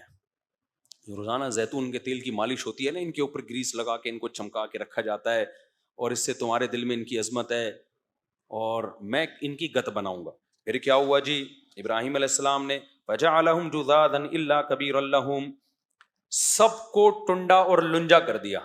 کسی کے ہاتھ کاٹ دیے, کسی کی ناک کاٹ دی, کسی کی کان کاٹ دیا, مختلف چیزیں جو چیزیں ہو سکتی تھی وہ کیا کر دی. بھگوان کو اتنی توفیق نہیں ہوتی, چڈا ہی پہن لے بھائی تو تھوڑا سا تو یعنی اس کو خیال کرنا چاہیے نا. تو ابراہیم علیہ السلام جو ان کی کٹنگ کر سکتے تھے وہ انہوں نے کٹنگ کر لی. پھر کیا ہوا, جب وہ لوگ واپس لوٹے تو جب گئے نا عبادت کے لیے, قالوا من فعل هذا بآلهتنا, کون ہے جس نے ہمارے خداؤں کا یہ حشر کیا ہے. دیکھو کیسے بیوقوف ہیں, خدا بھی کہہ رہے ہو اور یہ بھی کہہ رہے ہو ہمارے اللہ کے, یعنی ان کا جو بنا خود ساختہ خدا اللہ, خود ساختہ اللہ ان کا, کس نے ہمارے خدا کے ساتھ یہ کیا ہے, وہ بڑا ظالم ہے. قالوا سمعنا فتن, کسی نے دیکھا تو تھا نہیں, ویڈیو کیمرے ہوتے نہیں تھے. لوگوں نے کہا ایک نوجوان ہے یذکرہم, جو ان کا برائی میں تذکرہ کرتا رہتا تھا, اکثر کہتا رہتا تھا یہ کچھ نہیں کر سکتے, یہ کچھ نہیں کر سکتے, اس کے علاوہ کوئی بھی یہ کام نہیں کر سکتا. یقال لہ ابراہیم, جس کا نام کیا ہے؟ ابراہیم. قالوا فاتوا به علی اعین الناس.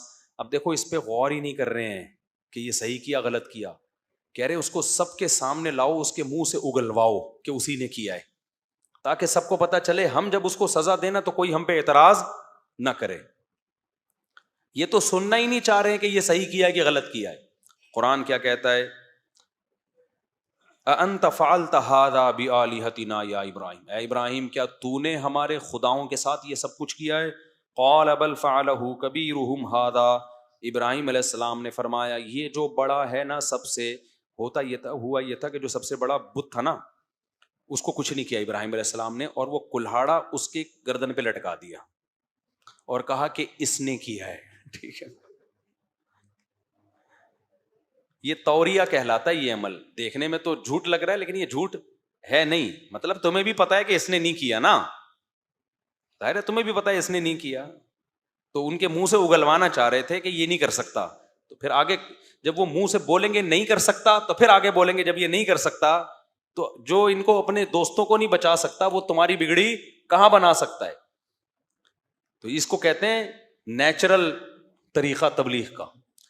اچھا بھائی, تو انہوں نے فرمایا فَعَلَهُمْ هَذَا فَاسْأَلُوهُمْ إِنْ كَانُوا يَنْطِقُونَ, اگر یہ بول سکتے ہیں تو ان سے پوچھ لو, یہ خود بتائیں گے, کیونکہ جس کو مارا جاتا ہے اس کا بیان معتبر ہوتا ہے. پولیس والے اس کو لاتے ہیں نا جیل میں, پوچھتے بتا یہ تھا جس نے موبائل چھینا تھا, یہ تھا چھینا تھا, اس نے چھینا تھا. تو ابراہیم علیہ السلام نے کہا بھائی جن کی گت بنی ہے ان سے پوچھو, وہ خود بولیں گے کہ یہ جو بڑا بیٹھا ہوا ہے نا گردن میں کلاڑا ہے یہ ہے, اس نے کیا ہے. فوراً ایک دم ان کے دل میں نہ فرجعوا الی انفسہم, قرآن کہتے ہیں اپنے دل میں سوچنے لگے انکم انتم الظالمون, یار تم تو بڑے ہی پاگل ہو, تم تو بڑے ظالم ہو, یہ کم بخت بول تو سکتے نہیں ہیں. تھوڑی دیر کے لیے نا ان کے ضمیر نے ان کو ملامت کی ہے, یار تم تو بڑے ظالم ہو جو منہ سے پھوٹ نہیں سکتا کہ اس نے نہیں, اس نے کیا ہے, یا ابراہیم معاذ اللہ غلط بول رہے ہیں. ان کو پتا تھا اس نے نہیں کیا تو ابراہیم علیہ السلام نہیں ہے, تو ان سے پوچھا تو بولنا تو ہے نہیں انہوں نے. تھوڑے دیر کے لیے نا ان کے دل میں خیال آیا کہ یار تم واقعی کیا ہو, بڑے ظالم ہو. لیکن جیسے جب میرا خلا پہ کلپ گیا ہے نا تو انجینئر کو خیال آیا کہ مفتی صاحب بالکل صحیح کہہ رہے ہیں. تبھی ایک ہفتہ خاموشی کے بعد کہا ہے, دعویٰ یہ کیا ہے میں نے تو ایسا کہا ہی کچھ نہیں ہے. یہ ہوتا ہے, ٹھیک ہے. ایک ہفتے تک انجینئر صاحب سکتے میں چلے گئے, یار میں نے واقعی بہت بڑی غلطی کی. ایک ہفتے کے بعد ایک دم خیال ہے اب کیا سے نکلوں بھائی اس مصیبت سے, کہ میں نے تو میرے پر تو وہ الزام لگایا جو میں نے کہا ہی نہیں. تو میں کہہ رہا ہوں پھر اب بتا دو کہ صحیح کیا ہے, اب بتا دو. تو اب بھی نہیں بتا رہے. تو یہ ہوتا ہے, یہ پرانا طریقہ چلا آ رہا ہے, یہ ہوتا ہے. تو انہوں نے کیا کہا, ثم نکسوا علی رؤوسہم, پھر پینترا بدلا اور کہنے لگے لقد علمت ما هؤلاء ينطقون, اے ابراہیم تجھے پتا ہے یہ بول نہیں سکتے, یہ کیسے بیان دیں گے. ابراہیم علیہ السلام ان کی زبان سے یہی اگلوانا چاہ رہے تھے کہ تم اپنے منہ سے پھوٹو کہ یہ بول نہیں سکتے, تم اپنے منہ سے بولو کہ یہ بول نہیں سکتے.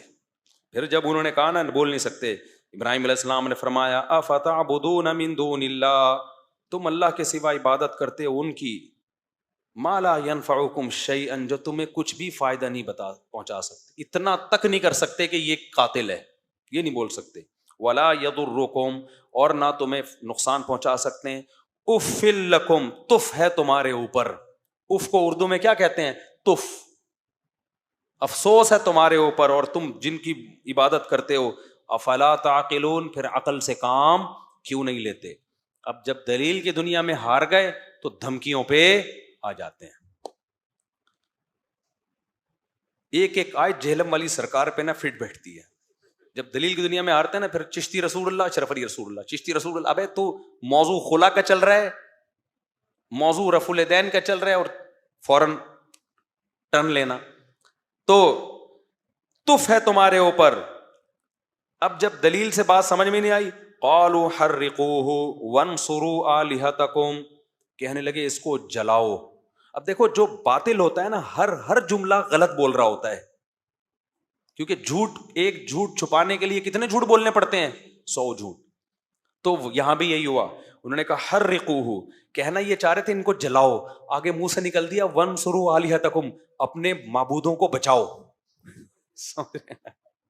حالانکہ معبود کا کام ہوتا ہے عابدوں کو بچانا. تو کہنے لگے بھائی ابراہیم کو جلاؤ ورنہ ہمارے معبودوں کی ایسی کی تیسی ہو جائے گی، ان کو بچانے کے لیے اس کو جلا دو. یعنی یہ سارا ابراہیم علیہ السلام نے کیا اس لیے کہ ان کے منہ سے یہ سارے الفاظ خود نکلیں. ہو سکتا ہے بعد میں پچھتا رہے ہو کہ ہم نے بولا کیا ہے، ہم نے بول کیا دیا ہے. قالوا حرقوہ، جلا دو ابراہیم کو، وانصروا آلہتکم، اور اپنے معبودوں کی مدد کرو، ان کنتم فاعلین، اگر تم نے کچھ کرنا ہے. مطلب مناظروں میں ٹائم ضائع مت کرو، ان سے جیت نہیں سکتے ہم. یہ تو انہوں نے سب کچھ وہ کر کے دکھا دیا. لیکن ایک بات خوب اچھی طرح سمجھو، یہ ابراہیم علیہ السلام تھے، ان کو حکم تھا کہ آپ نے پراپر تبلیغ کرنی ہے اس طریقے سے. عام آدمی کو حکم ہے کہ جتنی چادر ہے نا اتنے پاؤں پھیلائے، اپنی اوقات سے آگے نکلنے کی کوشش نہ کرے. کیونکہ بعض لوگ نا وہ حضرت ابراہیم بننے کی کوشش کرتے ہیں، ہر جگہ جا کے بے موقع تبلیغ شروع کر دیتے ہیں. تو انبیاء کو پر تو فرض، جب ایک چیز اللہ نے آرڈر دے دیا ان کو، تو پھر ان کو تو اپنی جان کا خوف جائز ہی نہیں ہے. پھر اللہ ان کو شہید کرے یا بچائے یہ اللہ کی مرضی. عام آدمی کے لیے حکم یہ ہے جو صحیح بخاری صحیح مسلم کی حدیث ہے، من رأى منکم منکرا فلیغیرہ بیدہ، جو برائی دیکھے اپنے ہاتھ سے تبدیل کرے. اگر استطاعت نہیں ہے تو زبان سے روکے، اس کی بھی استطاعت نہیں ہے تو دل میں بس نیت کرے کہ میں تبدیل کروں گا. تو عام آدمی کے لیے کیا حکم ہے یہ؟ تو کیونکہ اس طرح کی آیات سن کے نا لوگ پھر فنٹر بنتے ہیں کہ ہم بھی پھر آگ میں جلیں گے تو اللہ بچا لے گا ہمیں. اللہ نے کوئی نہیں کہا کہ جو آگ میں ابراہیم علیہ السلام کو بچایا ہے، ہر ایک کے بچانے کا اللہ نے وعدہ نہیں کیا. آگے اللہ فرماتے ہیں جب ابراہیم کو آگ میں ڈالا گیا، قلنا یا نار کونی بردا وسلاما علی ابراہیم، ہم نے کہا اے آگ سلامتی والی ہو جا اور ٹھنڈی ہو جا ابراہیم پر. یہ معجزہ بھی اس قوم نے اپنی آنکھوں سے دیکھا، پھر بھی کم بخت ایمان نہیں لائے. اب اس قوم کے ساتھ کیا ہوا اس کا قرآن میں تذکرہ نہیں ہے. دنیا میں ہمیشہ عذاب نہیں آتا، لیکن اللہ نے ابراہیم علیہ السلام کو حکم دیا کہ آپ یہ علاقہ چھوڑ دیں. آپ کیوں؟ جس جگہ کفر کا ماحول ہو اور آپ کے لیے اپنے دین پہ قائم رہنا مشکل ہو تو شریعت آپ کو وہ علاقہ چھوڑنے کا حکم دیتی ہے. تبھی ہم کہتے ہیں یورپ، امریکہ اور غیر مسلم ریاستوں میں جن لوگوں کو اپنے یا اپنی اولادوں کے بگڑنے کا خطرہ ہے ان کے لیے وہاں اسٹے کرنا جائز نہیں. اب یورپ میں بہت سی مسلمان فیملیاں یہاں موو کر رہی ہیں. اب تک تو وہ رہ رہے تھے، کہہ رہے ہیں اپنے بچوں کے دین محفوظ تھا، لیکن جب سے اسکولوں میں ہومو سیکسولیٹی باقاعدہ پڑھانا شروع کی ہے، اور صرف پڑھا نہیں رہے ہیں بلکہ بچوں سے پوچھا جاتا ہے کہ آپ کو وسیم پسند ہے یا غفار پسند ہے، باقاعدہ ٹیچر پوچھ رہے ہیں. بچوں کا تو بیڑا غرق ہوگا کہ نہیں ہوگا؟ تو وہ جو بہت سی فیملی میں جانتا ہوں انہوں نے کہا بھائی وہ باقاعدہ نا بچوں کو ایسی باتیں جو بچوں کے تو ذہن صاف ہوتے ہیں ان میں ایسی چیزیں ڈالی جا رہی ہیں چیزیں، اور پھر ان کو اپریشیٹ کیا جا رہا ہے. تو بہت سی فیملیاں وہاں سے موو کر گئی ہیں. لیکن بہرحال ہم نہیں کہہ رہے آپ موو کریں، لیکن ہم ایک اصول بیان کر رہے ہیں. جس جگہ آپ کو یہ خطرہ ہو کہ ہمارا دین محفوظ نہیں رہے گا اس جگہ سے موو کرنا آپ پر واجب ہے. اور فوراً معاش کا مسئلہ کھڑا ہوتا ہے کہ کھائیں گے کہاں سے. تو اللہ نے قرآن میں اس کا جواب دے دیا کہ جو اللہ کی خاطر کسی علاقے کو چھوڑے گا یجد فی الارض مراغما کثیرا وسعا، قرآن کے الفاظ ہیں، زمین میں بہت بڑی وسعت پائے گا اور زمین کا سینہ وہ کشادہ پائے گا. کیونکہ اللہ کی زمین چھوٹی نہیں. اور میں نے دیکھا ہے جن لوگوں نے دین کی خاطر ہجرت کی ہے نا انہیں اللہ نے بہت نوازا ہے، بہت ایسے بہت سے دوست میں جانتا ہوں. ہمارے ایک دوست آسٹریلیا میں پولیس آفیسر تھے، وہاں ان کو زنا کا خطرہ تھا، بڑے ہینڈسم اسمارٹ سے تھے، لڑکیاں خود زنا کی دعوت دیتی تھی گوری. وہ بڑے ٹینشن میں آ گئے، انہوں نے کہا یار مجھے تو خطرہ ہے، میں تو بچے وہ زنا سے کہتے ہیں لیکن مجھے پھر بار بار وسوسے آتے تھے. کہہ رہے میں نے کہا اس ملک کو چھوڑو، سعودی عرب چلو. چھوڑ دیا انہوں نے ملک، کہہ رہے کوئی روزگار نہیں تھا، پولیس آفیسر آسٹریلیا میں کم جاب تھوڑی ہے، ٹھیک ٹھاک تنخواہ تھی. کہتے جب میں آ رہا تو مجھے مسجد کے امام نے کہا، میں پاکستان آ رہے تھے وہ، مسجد کے امام نے کہا کہ تم جنت چھوڑ کے جہنم میں جا رہے ہو. کہتے ہیں میں نے کہا میں دنیا کی جنت چھوڑ کے دنیا کی جہنم میں جا رہا ہوں, لیکن آخرت کی جہنم چھوڑ کے آخرت کی جنت میں جا رہا ہوں. کہہ رہے ہیں کم از کم یہاں میرا دین محفوظ ہے, ایسا زنا کا خطرہ نہیں ہے. وہ یہاں تو زنا کے لیے بہرحال کچھ نہ کچھ تو حیا ہے نا, وہاں تو روڈوں پہ لوگ زنا کی دعوت دے رہے ہوتے ہیں. ابھی میں زیادہ ڈیٹیل میں اس لیے جاؤں گا, جو بیٹھے ہوئے ہیں پتہ چلا وہ سارے آسٹریلیا پہنچے ہوئے ہیں, زیادہ کھل کے میں بات نہیں کروں گا نا. ہم حضرت مفتی تقی صاحب جب یورپ کا سفر کر کے انہوں نے وہاں کی بے حیائی کے حالات لکھے, برائی میں کہ یہ کتنی بے حیائی ہے. حضرت مفتی رشید احمد صاحب رحمہ اللہ نے وہ ہمیں فرمایا کہ حضرت نے مفتی تقی صاحب نے لکھا تو اچھی نیت سے, لیکن یہ ایسی ٹھرکی قوم ہے نا, جب یہ واقعات سنے گی بولے کہ ٹکٹ کٹا یورپ بھاگ. تو اس لیے برائی کو بہت زیادہ ڈیپ میں جا کے ایکسپلین نہیں کیا جا سکتا. تو جہنم میں بھائی, تو اللہ میاں نے بھی ابراہیم علیہ السلام کو حکم دیا اب یہ علاقہ چھوڑ کے نکل جائیں. اور اس کے پھر اللہ نے ابراہیم علیہ السلام کو نوازا کیسا ہے, قوم سے بغاوت کی, چھوڑ دیا اس قوم کو. اللہ نے آپ کو 2 نیک بیویاں دی, حضرت سارہ اور حضرت ہاجرہ. اسی کلچر میں شادی کرتے پتہ نہیں کیسی بیوی ملتی, دونوں نیک مسلمان, قربانی والی, اتنی قربانی والی اللہ نے بیوی دی کہ مکہ کی بیابان زمین میں چھوڑ کر آ رہے ہیں اور اللہ کا حکم سمجھ کے, اور بیوی احتجاج نہیں کر رہی. صحیح بخاری کی حدیث ہے, زوجہ نے پوچھا اب ہمیں یہاں کیوں چھوڑ رہے ہو, اللہ کا حکم ہے. فرمایا ہاں. بس یہ لفظ سنا, حضرت ہاجرہ نے فرمایا اذا لا یضیعنا, پھر اللہ ہمیں ضائع نہیں کرے گا. ایسی حوصلے والی بیوی کہاں ملتی ہے بھائی کسی کو. فوراً خواتین کہتی ہیں ایسا میاں بھی تو مارکیٹ سے شارٹ ہے. جواب سب کے پاس ہر وقت اپڈیٹ الحمدللہ پاس صحیح ہے بالکل, اس میں کوئی دو رائے نہیں ہو سکتی. تو پھر اللہ نے بیٹے کتنے نیک اور پیارے دیے, اسحاق اور اسماعیل. خاندان چھوڑا, نیا خاندان دی. تبھی جو لوگ دوسری شادی کرتے ہوئے ڈرتے ہیں نا خاندان نکال دے گا باہر, تو میں ان سے کہتا ہوں خاندان بنتا ہی بیوی اور بچوں سے ہے. آپ کا خاندان آپ کو نکال دے کوئی ایسی بات نہیں ہے. آپ کی جب 4 ہوں گی, اولاد ہوگی, تو آپ کا خود اتنا بڑا خاندان ہوگا کہ جس خاندان نے آپ کو نکالا تھا نا وہ آپ کے خاندان کا ایک چھوٹا سا پارٹ ہوگا, پھر آپ اس کو نکالو. جب میں نے دوسری کی نا, میرے خاندان میں بہت سے لوگوں نے اعتراض کیا. آج سب سے زیادہ میرے خاندان میں میرے خاندان کے افراد ہیں, باقی سب چھوٹے چھوٹے سے رہ گئے ہیں. تو قربانی دینا سیکھو, اسلام سب سے پہلے. اور یہ تعدد زوجات بھی اسلام کا حکم ہے. خواتین بیوہ طلاق یافتہ ان کو زنا سے بچانے کا واحد حل ہے, اپنے آپ کو بھی اور ان کو بھی. اس لیے کسی کی مت سنو. ابراہیم علیہ السلام نے کسی کی نہیں سنی. تو چھوڑنے کے 2 طریقے ہوتے ہیں, ایک علاقہ چھوڑ دو, وہ چھوڑ نہیں سکتے ہم, کہاں جائیں گے بھائی. ایک ہے کلچر کو چھوڑ دو, تو کلچر چھوڑنا بھی خاندان چھوڑنا کہلاتا ہے. جو عورتیں جن کے یہاں بے پردگی ہے, عورت کلچر چھوڑے پردہ کرنا شروع کر دے. جن کے یہاں داڑھی کٹانے کا رواج ہے, کلچر چھوڑو داڑھی رکھنا شروع کر دو. جن کے یہاں فحش فلمیں دیکھنے کا رواج ہے, کھلے عام چل رہی ہیں, کلچر چھوڑو. آپ بولو بھائی ہم بے حیائی کو پروموٹ نہیں کریں گے, میں اپنی اولادوں کو نہیں دیکھنے دوں گا یہ ڈرامے فلمیں. تو جب آپ قربانی دو, اپنے بیوی بچوں کو اس عذاب سے بچانے کے لیے چھوڑنا پڑتا ہے خاندان. سمجھتے ہو کہ نہیں سمجھتے؟ تو چھوڑو گے تو پھر اللہ نوازے گا. ابراہیم علیہ السلام نے چھوڑا, اللہ نے ابراہیم کو ایسے پیارے بیٹے دیے بڑھاپے میں, وہ بھی ایک اسحاق اور ایک اسماعیل. اور کہہ دیا کہ یہ اکیلا اسحاق یہ ہے تو ایک, آگے اس کی نسل میں سینکڑوں پیغمبر پیدا ہوں گے. انہی کی نسل میں داؤد علیہ السلام, سلیمان علیہ السلام, یوسف علیہ السلام, موسیٰ کلیم اللہ, عیسیٰ روح اللہ, زکریا علیہ السلام, یحییٰ علیہ السلام, حضرت مریم. کتنے بڑے بڑے لوگ کس کی اولاد میں پیدا ہو رہے ہیں, ابراہیم. کیا کتنا فخر ہوگا. پھر سب سے بڑا انعام محمد صلی اللہ علیہ وسلم, وہ بھی کس کی نسل میں, ابراہیم علیہ السلام کی نسل میں. تو یہ سب قربانیوں کا صلہ ہے بھائی. سمجھتا ہے کہ نہیں سمجھتا؟ اور یاد رکھو, میں انڈیا والوں سے کہتا ہوں جو ہندو ہیں خاص طور پر, کہ تمہارا کلچر ہے بت پرستی, تم اگر اس کلچر میں توحید والے مذہب کو لوگے, اللہ کی نظر میں تمہاری قدر عام مسلمانوں سے زیادہ ہوں گی. میں اگر توحید پرست ہوں کوئی کمال نہیں ہے, کیونکہ میرا باپ توحید پرست, میری ماں توحید پرست. ہم تو پیدا توحید پرستوں کے کلچر میں ہوئے ہیں, ہماری کیا قربانی ہے.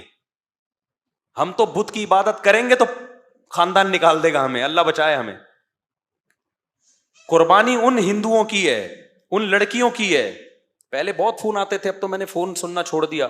کتنی ہندو لڑکیاں 18, 20, 25 سال کی جنہوں نے کہتی ہیں صبح و شام ہمارے گھر میں بتوں کی عبادت ہوتی ہے لیکن ہم نے بت پرستی چھوڑ دی ہے، چھپ کے روزے رکھ رہی ہیں، چھپ کے نمازیں پڑھ رہی ہیں. میں کہتا ہوں ایک تو عورت میں ویسے ہی کمزور ہوتی ہے، اتنا کانفیڈینس ایک ہندو لڑکی میں، کم عمر لڑکی میں، وہ توحید کی دعوت پر اس نے لبیک کہہ دیا، اس کو قتل کی دھمکیاں مل رہی ہیں. تو ایسے جو بھی غیر مسلم اسلام لاتے ہیں نا، توحید کو اختیار کرتے ہیں. اللہ نے ابراہیم علیہ السلام کو جیسے نوازا، ہم نہیں کہہ رہے کہ اللہ آپ کو پیغمبر بنا دے گا، لیکن ابراہیم کو کیوں اللہ نے نوازا؟ شرک کے ماحول میں انہوں نے توحید کو پکڑا ہے. تو شرک کے ماحول میں بت پرستی کا ماحول ہو اور آپ توحید والے دین کو اختیار کرو تو بھائی دنیا تو قتل کی دھمکیاں دے گی، لیکن اللہ کی نظر میں آپ کا مقام بہت بلند ہو جائے گا. بہت سارے ہندو ہیں جو مسلمان ہوئے لیکن ان کو کہتے ہیں ہمیں جس دن پتہ چل گیا نا ہمارے خاندان کو، وہ قتل کر دیں گے ہمیں. پھر بھی وہ کس پر قائم ہے؟ توحید پر قائم ہے. تو جلدی سے ہم اس کو مکمل کرتے ہیں. اللہ تعالیٰ فرماتے ہیں ہم نے ابراہیم کو نوازا. ابراہیم کو اس طرح بھی نوازا، ان کے بھانجے کو بھی اللہ نے نبوت عطا کر دی، لوط علیہ السلام کو. اور اللہ نے ایسی قوم کی طرف لوط علیہ السلام کو بھیجا جو لڑکوں سے بدفعلی کرتی تھی. وہ قوم یہ پہلی قوم تھی دنیا میں جنہوں نے لڑکوں سے بدفعلی کی. اس سے پہلے دنیا یہ جرم نہیں جانتی تھی. کیوں؟ یہ نیچرل ہے نہیں، یہ نیچرل نہیں. ایک آدمی کو بیماری لگی، اس نے دوسرے کو، اس نے تیسرے کو، اس نے چوتھے کو، پوری قوم مبتلا ہو گئی. تو پھر آگے اس کا تذکرہ، پھر ہم جلدی سے آگے چلتے ہیں. لوط علیہ السلام کو اللہ نے کیسے بچایا اس عمل سے. آگے جو جتنے انبیاء کے مختصر واقعات ہیں نا، ان میں جو پیغام قرآن دینا چاہ رہا ہے وہ ہے دعا کی فضیلت. وہ کیا ہے؟ دعا کی فضیلت. تبھی قرآن کہتا ہے وَنُوحًا إِذْ نَادَىٰ مِن قَبْلُ، نوح نے بھی ہمیں پکارا. نوح علیہ السلام 950 سال دعوت دے رہے ہیں اور قوم کے ایمان کی کوئی امید نہیں ہے اور دھمکیوں پہ دھمکیاں.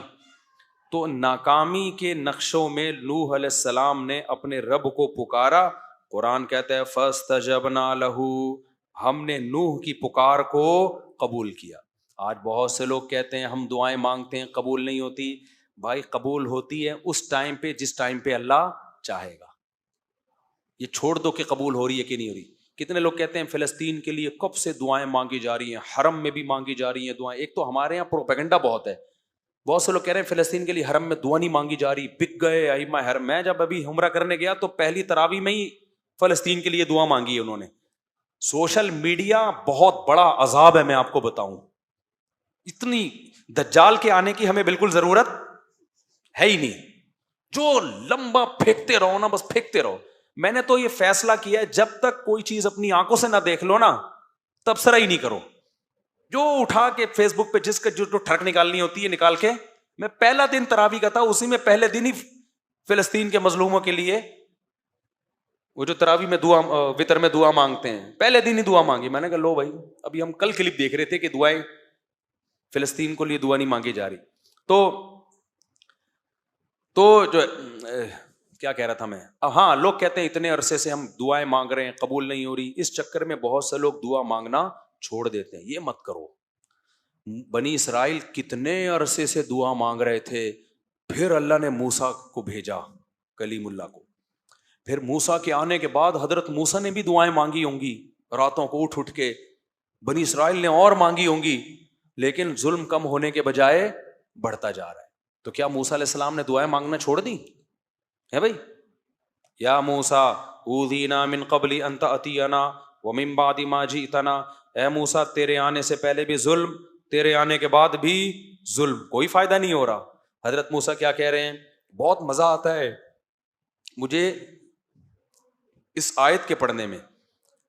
بنی اسرائیل نا بڑی قسم پرسی سے حضرت موسیٰ کے پاس آئے. یا موسیٰ اوذینا من قبل ان تأتینا، اے موسیٰ تیرے آنے سے پہلے بھی عذاب میں تھے.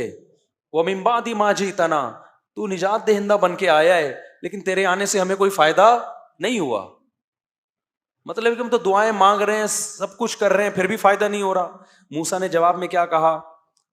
یا قوم ان الارض للہ استعینوا باللہ واصبروا، دیکھو اللہ سے مدد مانگتے رہو جیسے اب مانگ رہے ہو، اور صبر بھی کرتے رہو ساتھ ساتھ. دعا صبر کے بغیر نہیں ہوتی. یا قوم استعینوا باللہ واصبروا، اے میری قوم اللہ سے دعائیں مانگتے رہو اور صبر کرتے رہو. آگے دلیل کتنی شاندار دی ہے.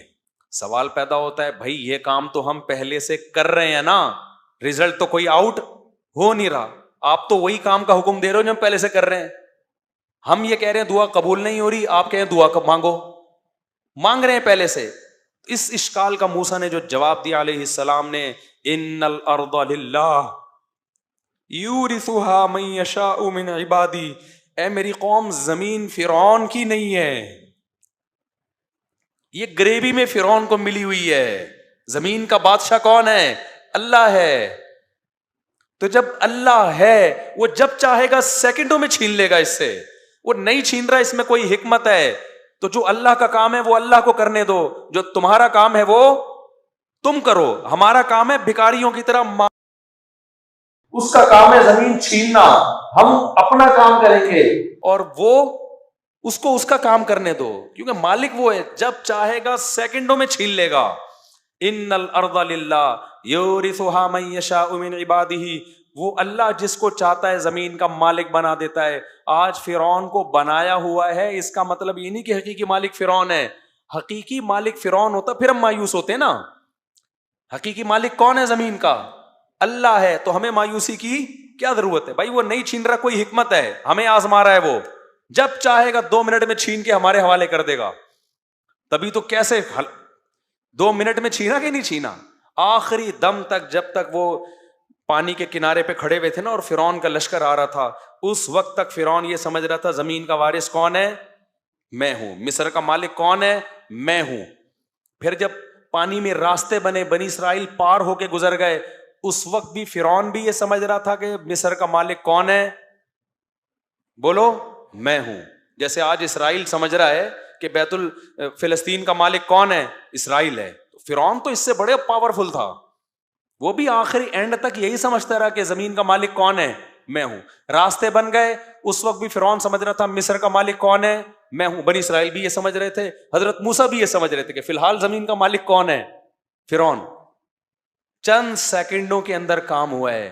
جب فرعون نے پانی میں اپنے گھوڑوں کو دوڑانا شروع کیا انہی راستوں میں جو بنی اسرائیل کے لیے بنے تھے, اور جب آخری آدمی جب تک داخل نہیں ہوا نا اس پانی میں, اس وقت تک بھی بنی اسرائیل یہ سمجھ رہے تھے کہ مصر کا مالک کون ہے؟ فرعون. ان کو کیا خبر تھی کہ یہ ڈوبے گا جہاں پہ.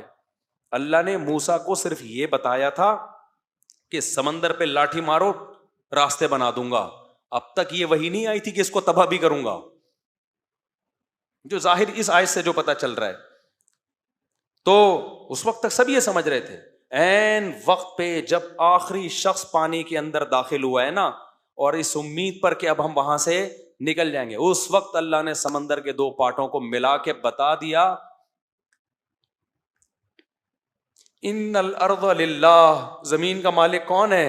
اللہ ہے. یورثها من یشاء من عبادہ, جس کو چاہتا ہے اپنے بندوں میں مالک بنا دیتا ہے. تو آج اسرائیل کا جو فلسطین پہ ظلم ہو رہا ہے, ان فلسطینیوں کے لیے دعا بھی کرو, مدد بھی کرو, جو کر سکتے ہو کرو, لیکن مایوس ہونے کی ضرورت نہیں ہے. دعائیں مت چھوڑو. کب سے دعائیں مانگ رہے ہیں, قبول نہیں ہو رہی. بھائی ہمارے لیے آزمائش ہے, اسلامی ملکوں کے لیے آزمائش ہے. ان کو تھوڑی چھوڑے گا اللہ, جو ہمارے حکمران جو کچھ کر رہے ہیں, ان کو بھی تو آزمائش میں ڈالا ہے نا اللہ نے کہ کیا کر رہے ہیں. لیکن اس کا یہ مطلب نہیں ہے کہ بھائی فلسطین کی سرزمین کا یہودی مالک ہو گیا. اصل مالک کون ہے؟ اللہ ہے. اس نے وقتی طور پر کچھ ظالموں کے حوالے کی ہوئی ہے. تو ہم اپنا کام نہیں چھوڑیں گے, اور جب اللہ نے اپنا کام کرنا ہوگا اس کو صدیاں اور سال نہیں چاہیے, وہ سیکنڈوں کے اندر نقشے کو تبدیل کر دے گا. آج بہت بڑا مسئلہ پتہ ہے کیا ہے دینداروں میں؟ وہ دعا سے بہت غافل ہیں, اور بلکہ دعاؤں کا مذاق اڑانا شروع کر دیا ہے. ابے یہ مولوی دعاؤں میں لگے رہتے ہیں, ابے یہ دعاؤں سے کیا ہوتا ہے, مولویوں نے لوگوں کو دعاؤں میں لگا دیا, نمازوں میں لگا دیا. اور جو ایسی باتیں کر رہے ہوتے ہیں وہ دعائیں بھی نہیں کر رہے ہوتے, یا تو کوئی بڑا تیر مار رہے ہو نا, کوئی تبدیلی کے لیے ایک نیا پیکج لے کر آئے ہوئے, وہ بھی نہیں کر رہے ہوتے, کچھ بھی نہیں کر رہے ہوتے. ایک دعائی تو رہ گئی ہے. دعاؤں سے کبھی غافل میں نہیں کہتا کہ صرف دعا سے سب کچھ ہوتا ہے، اسباب بھی اختیار کرنے پڑیں گے، لیکن آج کسی حد تک اسباب ٹوٹے پھوٹے لنگڑے لولے اختیار ہوتے ہیں، دعاؤں سے کیا ہو رہے ہیں لوگ؟ غافل ہیں۔ تو دعا مانگنے کی عادت ڈالو، اور نبی صلی اللہ علیہ وسلم نے فرمایا کہ انسان کی دعا اس وقت قبول ہوتی ہے، صحیح حدیث ہے، کہ جب تک اس کے دل میں یہ خیال نہ آئے کہ میری دعا قبول نہیں ہو رہی۔ جب یہ خیال آتا ہے نا یار مانگ رہا ہوں قبول نہیں ہو رہی، پھر قبول نہیں ہوتی۔ تو اس لیے یہ جو آیتیں میں جلدی سے بس 2-3 آیتیں پڑھ کے بیان کو ختم کرتا ہوں، ان کا خلاصہ یہی ہے کہ نوح علیہ السلام ناکامی کے اسباب میں اللہ کہتے ہیں جب قسم پرسی میں ہمیں پکارا فاستجبنا لہ، ہم نے نوح کی دعا کو قبول کیا۔ کب قبول کیا؟ 950 سال کے بعد، کتنے سالوں کے بعد، لیکن کیا نا اللہ نے۔ یعقوب علیہ السلام ساری زندگی دعا مانگتے رہے، قبول بڑھاپے میں کیا۔ اگر نہ مانگتے تو کچھ بھی نہیں ہوتا۔ تو اور اللہ اگر ایسے دعائیں قبول کرنا شروع کر دے، ادھر مانگی ٹھک کر کے، وہ تو پی کے فلم ہو جائے گی۔ وہ شارٹ کلپ کسی نے بھیجا تھا، میں فلمیں نہیں دیکھتا، یہ ذہن میں کچھ لوگوں نے لکھا ہوا ہے اس نے چھپ کے پوری فلم دیکھی ہے نہیں دیکھی، اللہ کی قسم نہیں دیکھی۔ ہاں یہ ضرور ہے کہ اس کے کچھ شارٹ کلپ تھے، وہ بھی دوستوں کے ساتھ دیکھے ہیں، وہ بھی وہ والے کلپ جو بہت ہی خاندانی قسم کے کلپ تھے۔ تو اگر ایسے قبول ہوتی نا، سموسہ مانگ رہا ہے ٹھک کر کے سموسہ رکھ کے چلا گیا، تبھی تو اس نے کہا کہ اگلا ورژن چاہیے، بیٹروا ختم ہو گیا، کیا کہہ رہا تھا وہ بیٹروا۔ اگر اس طرح سے دعائیں قبول ہوتی، یا اللہ میری فلاں جگہ شادی کرا دے، ٹھک کر کے ہو گئی، تو پھر تو ایمان بالغیب رہتا، ایمان بالغیب تو ایمان بالغیب تھوڑی رہتا۔ پھر تو بھائی جو مانگو ٹھک کر کے مل رہا ہے، پھر تو کافر بھی کہتے ہیں یار دعائیں مانگو بس۔ تو اللہ نے غیب میں رکھا ہے، تبھی دعائیں وہ لوگ مانگتے ہیں جن کا ایمان بالغیب ہوتا ہے، وہ بہت جاندار دعائیں مانگتے ہیں۔ جن کا ایمان بالغیب نہیں ہے، ان کا ہر عبادت میں دل لگتا ہے، دعا میں ان کا دل نہیں لگتا، ان کو لگتا ہے یار یہ ایسے ہی بس جا رہا ہے، وہ نماز پڑھ لے گا، قرآن پڑھ لے گا، دعا نہیں مانگے گا وہ۔ تو اللہ تعالیٰ فرماتے ہیں فاستجبنا لہ، ہم نے ان کی دعا کو قبول کیا، وَنَصَرْنَاهُ مِنَ الْقَوْمِ الَّذِينَ كَذَّبُوا بِآيَاتِنَا، اور جو لوگ ہماری آیات کا انکار کرتے تھے ہم نے نوح کی ان پر مدد کی۔ نوح علیہ السلام کمزور تھے، ہم نے ان کی مدد کی۔ آگے اللہ نے سلیمان اور داؤد علیہ السلام کا تذکرہ کیا کہ ہم نے کیسے کیسے ان کو نوازا۔ پھر اللہ نے ایوب علیہ السلام کا ذکر کیا کہ ایوب علیہ السلام کئی سال بیماریوں میں رہے۔ آج بہت سے لوگ کہتے ہیں ہم اتنی بیماریاں، اس کا مطلب خدا ہم سے ناراض ہے۔ نا میرے بھائی، مالی پریشانیاں، جسمانی پریشانیاں، یہ اللہ کے ناراض ہونے کی دلیل نہیں۔ اللہ آزماتا ہے کسی کو دے کے اور کسی سے لے کے۔ تو ایوب علیہ السلام کی زندگی بیماریوں میں اتنے پریشان ہو گئے، اللہ سے دعا مانگی، انی مسنی الضر، اے اللہ مجھے بہت پریشانی پہنچی ہے، وانت ارحم الراحمین، تو سب سے زیادہ رحم کرنے والا ہے۔ اتنے پریشان ہوئے تھے نا ایوب علیہ السلام کہ انسان بیماری میں تھوڑا چڑچڑا بھی ہو جاتا ہے۔ ایوب علیہ السلام کی بیوی نے بہت خدمت کی حضرت ایوب کی۔ ایسا نہیں ہوا کہ ایوب علیہ السلام جب کئی سال بیمار رہے تو ان کی بیگم کورٹ سے خلا لے کے چلی گئی، ایسا نہیں ہوا ہے۔ اور لیتی بھی نا تو اس زمانے میں ملتا نہیں، ٹھیک ہے نا، یہ تنسیخ نکاح آج بہت آسان کر دیا ہے۔ تو وفا کی ان کی بیوی نے بہت خدمت کی۔ آج نہ شوہر بیوی کے ساتھ وفا کرتا ہے، جب تک اٹریکٹیو ہے بیگم سے محبت، جہاں کوئی بیچاری کو کچھ مسئلہ ہو گیا جان چھڑانے کی کوشش۔ اور عورت بھی یہی کرتی ہے، جب تک کماؤ پوت کھلا رہا ہے میرا میاں ہے، جہاں بیچارے پر غربت آ گئی، کوئی بیماری آ گئی، ٹھک کر کے کھلا۔ ابھی ایک صحافی کا، ایک وکیل کا کلپ آیا ہے، اس نے کہا اس وقت جو طلاقیں ہو رہی ہیں نا، طلاقیں، ان میں 70% طلاقوں میں پہل عورتیں کر رہی ہیں۔ یہ جو بعض اسکالر کہتے ہیں نا مرد جلد بازی میں طلاقیں دیتے ہیں، کم ہے ریشو، عورتوں کا جلد بازی میں خلا لینے کا ریشو زیادہ ہے۔ سرکار نے یہ بھی الزام لگایا تھا نا کہ مرد دھڑ جب چاہیں طلاقیں دیتے ہیں، حالانکہ ایسا ہوتا نہیں ہے۔ ایسا ہو رہا ہوتا سارے رنڈوے بیٹھے ہوئے ہوتے ہیں یہاں پہ۔ طلاقیں بہت ہو رہی ہیں، لیکن برداشت کرنے والے مردوں کا ریشو طلاقیں دینے والے مردوں سے بہت زیادہ ہے، بہت زیادہ ریشو ہے۔ اتنے مرد میں اللہ نے برداشت زیادہ رکھی ہے۔ خواتین کو خلا کا جو یک طرفہ خلا کا اختیار دے دیا نا، اس کے نتیجہ میں نہیں، کوئی مولوی نہیں کہہ رہا، ایک وکیل کہہ رہا ہے، وکیل کہہ رہا ہے، لبرل وکیل ہے، وہ کہہ رہا ہے بھائی جو رجسٹرڈ طلاقیں ہیں ان میں 70% کس کی طرف سے ہیں؟ خواتین. کیونکہ برداشت ختم, ذرا سا مسئلہ ہوا ٹھک کر کے عدالت سے کھلا لیا, پتلی گلی سے نکلی تو خاندانی نظام گیا تیل لینے, برباد ہو گیا. تو ایوب علیہ السلام کی بیوی نے اس بیماری میں ایوب علیہ السلام کی بہت خدمت کی. تھوڑی سی خدمت میں اونچ نیچ ہو گئی, ظاہر انسان بیمار ہوتا ہے غصہ جلدی آتا ہے. حضرت ایوب علیہ السلام نے کہا کہ میں ٹھیک ہوا نا تجھے 100 کوڑے ماروں گا, اس سے اور قسم اٹھا لی میں ٹھیک ہوا نا, کہیں اونچ نیچ ہو گئی ہوگی. بعد میں حضرت ایوب کو بڑی ندامت ہوئی کہ یہ تو بڑی وفادار بیوی ہے, لیکن قسم بھی اٹھا چکا ہوں. اب قسم بھی تو اللہ کے نام کی ہوتی ہے نا, تو اب قسم بھی اٹھا لی ہے, قسم توڑنا بھی بہت بڑا جرم ہے, اور بیوی کو کوڑے مارنا بھی اچھا بیوی اتنی اچھی بیوی ہے بھائی. تو اللہ نے حضرت ایوب علیہ السلام کو ہیلا بتایا, خذ بیدک ضغثا. دیکھو اللہ کی نظر میں ان کی بیوی کا کتنا بڑا مقام تھا. یہ تو ایک جزوی واقعہ ہے, اللہ حضرت ایوب کو بتا دیتا, ان کا پرسنل معاملہ ہے. کیا ہیلا بتایا کہ ایک جھاڑو لو جس میں 100 تنکے ہوں, ایک ہی دفعہ میں لگا دو, بس قسم کیا ہو جائے گی. اور بیوی کو بتا دیں گے بھائی بیگم میں مارنا نہیں چاہتا, لیکن ایک قسم ہے اس کے کفارے سے بچنے کے لیے. تو جب پہلے سے بتا کے یہ سب کچھ کیا جائے تو بیگم کو انسلٹ محسوس نہیں ہوتی. تو اللہ نے کہا کہ ایک 100 سیخیں لو اور جگا کے ایک ہی دفعہ یوں کر کے لگا دو, 100 لگ گئے نا, بس ختم, بس کافی ہے اتنا. تو یہ تو پرسنل معاملہ تھا نا حضرت ایوب کا, اللہ نے اس کو قرآن کا حصہ بنا دیا. اس سے پتہ چلتا ہے کہ اللہ کو وفادار بیوی اتنی پسند ہے کہ اللہ اپنے پیغمبر کو ہیلا بھی بتا رہے ہیں اور اس کو قرآن کا حصہ بھی بنا رہے ہیں, یہ بتانے کے لیے کہ یہ پروٹوکول ایوب علیہ السلام کی بیوی کو میں نے دیا ہے. اور یہ طریقہ بھی بعض دفعہ مفتی ہیلے بتا رہے ہوتے ہیں نا, مفتی جو غلط مفتی بھی ہیلے بتا رہے ہوتے ہیں بعض دفعہ, ابے تو ایسا کر, حلالوں کے ہیلے جیسے بتا رہے ہوتے ہیں. اور بعض دفعہ ہیلے ایسے بتا رہے ہوتے ہیں کہ زکوٰۃ کے ہیلے, غریب کو دے 1 کروڑ روپے, اس نے لیا, مالک بن گیا, اس کے ہدیہ لے لے, جلیبیاں کھا بیٹھ گئے. بھائی ہو گیا نا, بھائی آپ نے اس کو مالک بنایا, زکوٰۃ ادا ہو گئی, اب اس کی مرضی, جس کو چاہے دے, وہ اپنی خوشی سے اگر آپ کو دے دے تو ہو گیا نا.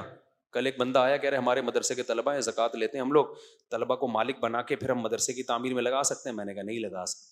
کہہ رہے نہیں, جب طلبہ کو مالک بنا دیا زکوٰۃ تو ادا ہو گئی. میں نے کہا تو تجھے کوئی اتنی بڑی رقم دے اور مالک بنا کے اور پھر واپس لے تو دے کے دکھا واپس. بولے جب میں ہوں تو میں کیوں دوں. وہ بچہ کو پتا ہے میں ایویں ڈرامے بازی ہو رہی ہے میرے ساتھ, اس کو ہیلا کہتے ہیں نا, یہ ناجائز ہیلا ہے. بچے کو پتا ہے, ورنہ 1 لاکھ روپے کسی بچے کو دو, وہ کہے گا میں پاگل ہوں, میں مدرسے کی دیوار میں لگاؤں, میرے بیسیوں میں سے میرا ابا غریب, میری اماں غریب. تو یہ ناجائز ہیلا ہے. تو جیسے بعض 2 نمبر قسم کے مفتی غلط ہیلے بتا رہے ہوتے ہیں, لیکن یہاں ہیلا کون بتا رہا ہے؟ اللہ. کس کو؟ پیغمبر کو. کس کو بچانے کے لیے؟ ان کی بیوی کو بچانے کے لیے. تو جو بھی وفادار ہوگا, میاں ہو یا بیوی, اللہ کو وفاداروں کی قدر ہے. مشکلات میں مارکیٹ سے شارٹ ہونے والوں کی اللہ کو قدر نہیں ہے. کہ جب حالات اچھے تھے تو بہت بہترین میاں, حالات جہاں خراب ہوئے تو مارکیٹ سے ایک دم شارٹ. جج بیٹھا ہوا ہے ٹھپے لگانے کے لیے. جج جیسی کسی کی بیوی جائے نا, جج کی بیوی کو بھی کوئی اور جج طلاق دے رہا ہے آج کل, پورا سیٹ اپ ہی بڑھ گیا. ہاں بجلی میں بتاتا ہوں, وہ مسئلے بھی ابھی صبر کریں. اچھا میرے بھائی جلدی سے, میں یہ بہت مزے کی آیتیں ہیں یار, یہ مجھے تو بڑا مزہ آتا ہے. آگے اللہ کہتے ہیں دیکھو ہم نے اس مصیبت سے ایوب کو نکالا اس دعا کی برکت سے. تو اس سے پتہ چلتا ہے اللہ دعائیں قبول کرتا ہے. پھر آگے اللہ فرماتے ہیں کہ وَظَنُّونِ إِذْ ذَهَبَ مُغَاضِبًا, اس میں تو بڑا ہی مزہ آتا ہے پڑھنے میں. اللہ کہتے ہیں مچھلی والے کو بھی یاد کرو. مچھلی, اللہ نے یونس علیہ السلام کا نام کیا رکھ دیا؟